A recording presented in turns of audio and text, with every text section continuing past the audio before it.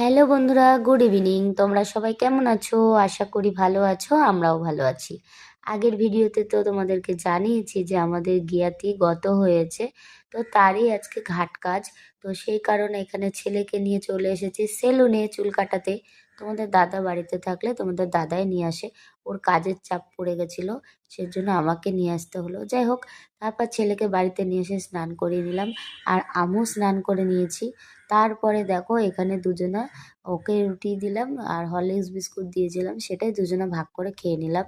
তারপরে রান্না বসাবো, ওই সিদ্ধ ভাত আর কি।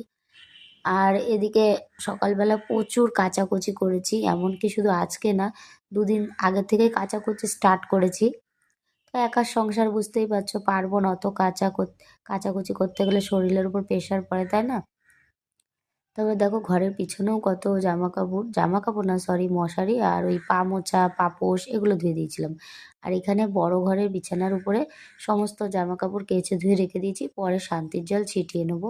এদিকে ছেলের পুতুলগুলোও ধুয়ে দিয়েছিলাম, নোংরা হয়েছিল। আর আজকে আমাদের মানে যে 10 দিনের ঘাট কাজ বা কামান যাই হোক সেগুলো হলো। এদিকে ঠাকুরের তো পড়ে রয়েছে অগোছালো হয়ে, গোছানো হয়নি, কারণ আমাদের বুধবার দিন খাওয়া দাওয়া মিটে যাবে, তারপর ঠাকুরের জিনিস ধরবো। আর এদিকে দেখো ছেলের বিকালে টিউশন আছে, তো কিছু হাতের কাজ দিয়েছিল, সেগুলোই ও করছিল। আর তোমাদের দাদা কাজে গেছে, এখনো আসেনি। আর আমি এখন একটু বেরোবো, সেন্ট্রাল পার্ক যাব। ওখানে ব্যাংক আছে, ব্যাংকে যাব, আমার যে ব্যাংকের বই ট্রান্সফার করব, কারণ আমার বাপের বাড়িতে আছে আমার ব্যাংকের বই। তো এখানে কল্যাণীতে ট্রান্সফার করব, সেই জন্য যাচ্ছি তড়িঘড়ি।